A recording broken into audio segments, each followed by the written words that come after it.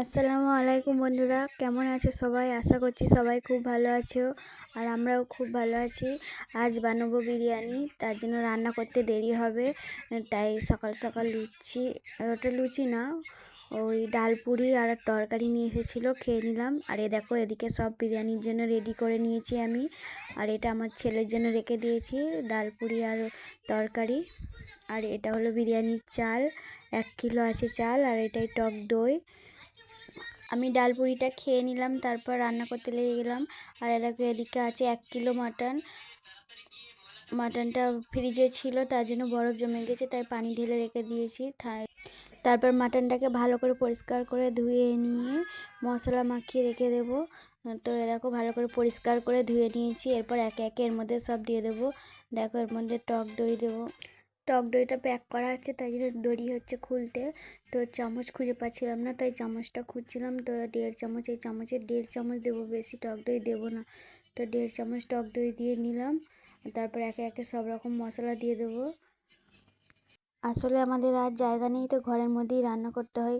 তো একটা ঘরের মধ্যেই সব, তার জন্য বাইরে বাইরে কাঠে রান্না করি, আর ঘরের মধ্যে গ্যাসে রান্না করতে হয়। তো জায়গা নেই, এদিক ওদিক সব কিছু ছড়ানো আছে, তাই নিতে দেরি হচ্ছে।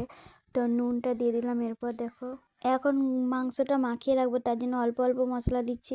তারপর কষানোর সময় আবার বেশি করে মশলা দেবো। তো এখন সব রকম মশলা দিয়ে দিচ্ছি, একটু একটু। হলুদ দেবো না, হলুদ বাদে সব রকম মশলা দেবো। লঙ্কা, হলুদ, ধনে, হলুদ দেবো না বললাম, আবার হলুদ বলছি। লঙ্কা, ধনে, জিরে, আদা রসুন বাটা, দই, সব রকম মশলা দিয়ে নিচ্ছি। আদা রসুন বাটাটা একটু বেশি করেই দেবো, কারণ খাসির মাংস তো একটু বেশি করেই আদা রসুন বাটা লাগবে। এখন মাখানোর সময় একটু আদা রসুন বাটা বেশি করে দেবো, আবার যখন কষাবো তখন আদা রসুনটা বেশি দেবো। তো সব রকম মশলা আমার দেওয়া হয়ে গেছে। এবার একটু তেল দিয়ে দেবো, তেলও দিয়ে দেবো এর মধ্যে একটু। তো সরিষার তেল ব্যবহার করব এর মধ্যে। তো সর্ষের তেল দিয়ে দিলাম, বেশি দেবো না, অল্প দেবো। খাসির মাংসটা প্রচুর চর্বি, এমনিতেই খাসির মাংস প্রচুর চর্বি হয়, তার জন্য তেল বেশি ব্যবহার করব না। তারপর দেখো, হাত দিয়ে ভালো করে সব রকম মিক্স করে নিচ্ছি, মানে মশলাগুলো ভালো করে মাখিয়ে নেব। মাখিয়ে নেবার পর 8 ঘন্টা 15 মিনিট মতো, তারও বেশি হয়ে গিয়েছিলো মনে হয়, চাপা দিয়ে রেখে দিয়েছিলাম। এরকম মাখানোর পর এরকম হয়ে গেছে। মাখাচ্ছি এখনও।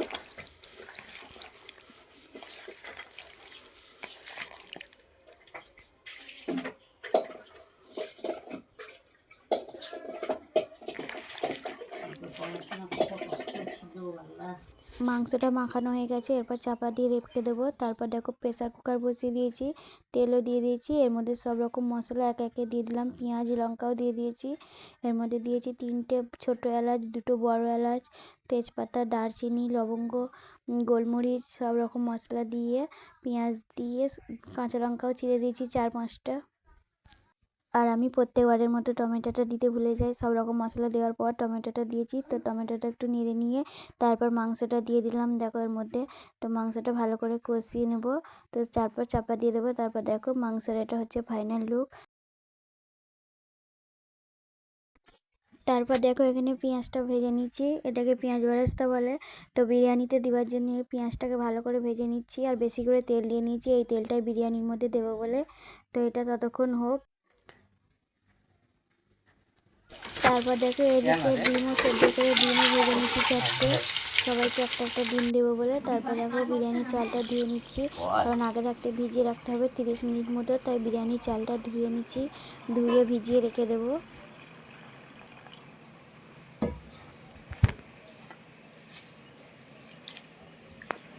তারপর দেখো, এখানে চালটা ভিজিয়ে রেখে দিয়েছি, আর এদিকে বিরিয়ানির জন্য আলু ভাজা করে নিয়েছি। আর কড়াইটা গরম হয়নি, আলুটা দিয়ে দিয়েছিলাম, তার জন্য আলুগুলো একটু ধরে গেছে। আর এদিকে বিরিয়ানি ভাতের জন্য পানি বসিয়ে দিয়েছি। তো পানিটা ততক্ষণ গরম হোক, তারপর একে একে সব মশলা দেবো এর মধ্যে। তো তো এর মধ্যে দেখো, সব রকম গোটা গরম মশলা দিয়ে দিচ্ছি, দারচিনি, ছোটো এলাচ, বড় এলাচ, তেজপাতা, গোল, আর একটু সাদা তেল দিয়ে দিচ্ছি, যাতে চালটা না গায়ে গায়ে লেগে যায়। তারপর নুন সব রকম দিয়ে দিয়ে তা পানিটা ফুটতে দেবো। এরপর পানিটা ফুটবে, তারপর চাল দেবো। তো ততক্ষণ পানিটা ফুটুক, চলো। আর গোটা জিরে দিতে ভুলে গেছিলাম, এরপর গোটা জিরে দিয়ে দিলাম। আর তারপর দেখো, এদিকে আগের একদিন মিষ্টি এনেছিলো, সেই মিষ্টির রস ছিল। তো আজকেও মিষ্টি এনেছে, সেই মিষ্টিটা ঢেলে রাখবো, ওই রসেতেই ঢেলে রেখে দেবো, তার জন্য নিয়ে নিয়েছি। তো চলো প্লাস্টিকটা খুলে মিষ্টিটা ঢেলে নিই। আর প্লাস্টিকটা এমন করে বেঁধেছে খোলাই যাচ্ছে না, আর মিষ্টির বাক্সতে প্লাস্টিকটা স্লিপ মারছে, এমন বেঁধেছে খোলাই যাচ্ছে না। অনেকক্ষণ ধরে চেষ্টা করছি, অনেকক্ষণ ধরে চেষ্টা করার পর যখন পারিনি তো প্লাস্টিকটা আর খোলার চেষ্টা করিনি, তো একেবারে প্যাকেটটা তো হচ্ছে না বলে অনেকক্ষণ ধরে চেষ্টা করছি, হচ্ছে না বলে দেখো আমি এখন প্লাস্টিকটা ছিঁড়ে নেবো, সাইড দিয়ে প্লাস্টিকটা ছিঁড়ে নিচ্ছি। তো তাও স্লিপ মারছিলো, তো প্লাস্টিকটা ছিঁড়ে এরপর মিষ্টিগুলো ঢেলে নেবো। তো মিষ্টিগুলো ঢেলে তারপর ফ্রিজে ঢুকিয়ে রেখে দেবো। এখন তো লাগবে না, সে ভাত খাওয়ার পর সবাইকে একটা করে মিষ্টি দেবো, তার জন্য নিয়ে এসেছে। আর মিষ্টি দই এনেছে, আর আমি পাঁপড়ও ভেজেছিলাম, সেগুলো আর ভিডিও করা হয়নি। তো মিষ্টি দই দই মিষ্টি পাঁপড় সব রকম করে আজকে সবাইকে খেতে দিয়েছিলাম। আমার শ্বশুর ছিল, আমার নশ্বশুর ছিল। আর এটা হচ্ছে খেজুরের গুড়ের মিষ্টি, এর আগের একদিনও 5টা এনেছিল, আর আজকেও 5টা এনেছে। এখন অতটা খেতে ভালো না, কারণ পাটালি দিয়ে বানাচ্ছে তো, তাই অতটা ভালো হয়নি। তারপর দেখো এখানে আলু ভাজবো বলে কড়াই বসিয়ে দিয়েছি, বিরিয়ানির আলু ভাজবো। আগেই দেখিয়ে দিয়েছি, কিন্তু এই ভিডিওটা পরে আবার এসছে। তো এর মধ্যে জাফরান আর নুনটা দিয়ে তারপরে আলুগুলো দিয়ে নিলাম। তো আলুগুলো ভাজা করে নিচ্ছি। এর একটা ক্লিপ আগেই চলে গেছে, আসলে নতুন তো ঠিকঠাক সেটিং করতে পারছি না, তো সবাই একটু অ্যাডজাস্ট করে দেখে নিও।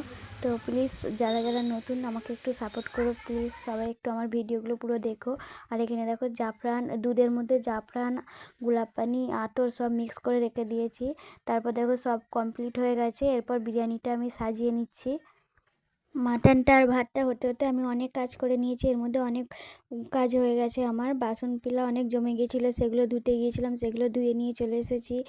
তো একে একে সব হয়ে গেছে, ভাতের ফ্যান ঝরিয়ে নিয়েছি, এগুলো আর দেখাইনি ভিডিওতে। সব রকম কাজ করে একেবারে সব নিয়ে গুছিয়ে বসেছি, এরপর বিরিয়ানিটা সাজাচ্ছি। তো তোমরা দেখতে থাকো, ভিডিওটা পুরোটা দেখবে কিন্তু, তাহলে না দেখলে কিন্তু মিস করে যাবে বিরিয়ানিটা আমি কেমন করে সাজাচ্ছি।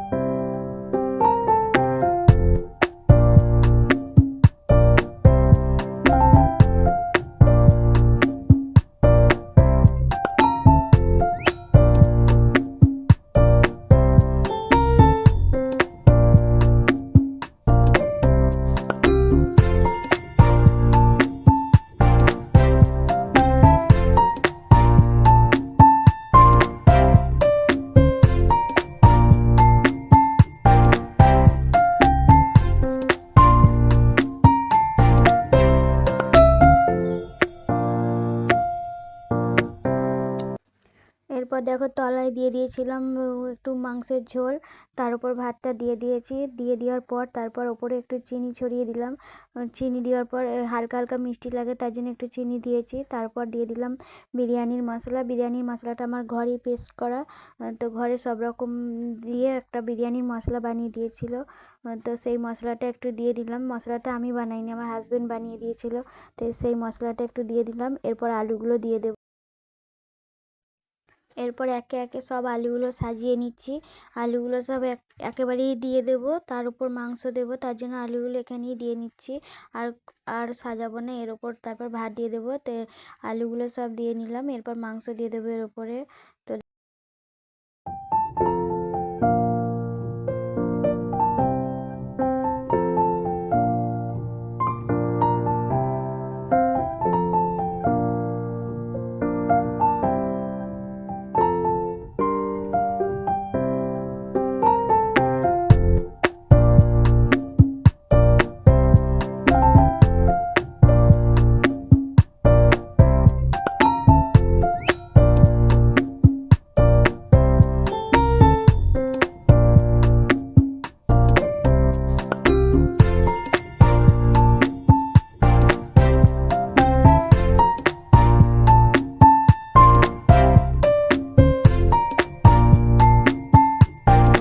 মাংস সব দেওয়া হয়ে গেছে, এরপর বাকি ভাতটা এর উপর দিয়ে সাজিয়ে নেব।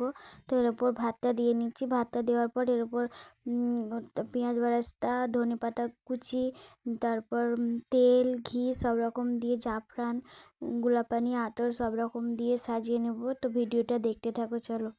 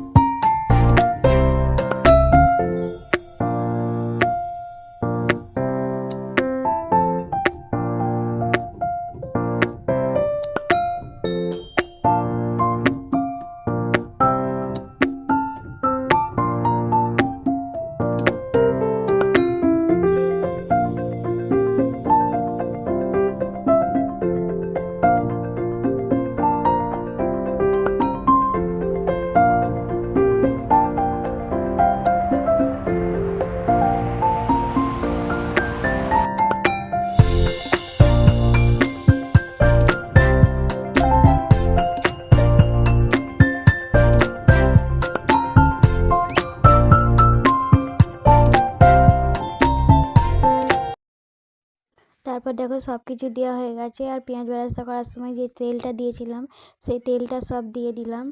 তো আমি তেলটা সব দিয়েই দিচ্ছিলাম। তারপর আমার হাজব্যান্ড মানা করছিল যে অতটা দিও না, কিন্তু আমি বললাম না, অতটা চাল সবটাই লাগবে, তো সবটা দিয়ে দিলাম। তেলটা পুছে সব দিয়ে দিয়েছি।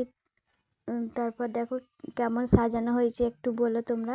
আর একটা জিনিস এর মধ্যে দিতে ভুলে গিয়েছিলাম, ঘরে আছে কিন্তু তাও দিতে ভুলে গিয়েছি, কাজু বাদাম দিতে ভুলে গিয়েছিলাম। তো তারপর আমার ছেলে এসে বলছে, ওমা তুমি কী রান্না করছো? ও বিরিয়ানি খেতে খুব ভালোবাসে, তো তাই জন্য উঁকি মেরে দেখলো যে এটা কী রান্না হচ্ছে। তারপর দেখো এর মধ্যে দিয়ে দিলাম ঘি, চামচ খুঁজে পাইনি তাই খুন্তি দিয়ে ঘি দিয়ে দিলাম। 1 চামচ মতো হবে ঘিটা, দিয়ে দিয়েছি, বেশি ঘি ব্যবহার করি না। তো চলো ভিডিওটা আর বেশি বড় করব না, এটা হচ্ছে বিরিয়ানির ফাইনাল লুক। তো চলো বাই, সবাই ভালো থেকো, সুস্থ থেকো, দেখা হচ্ছে পরের একটি ভিডিওয়।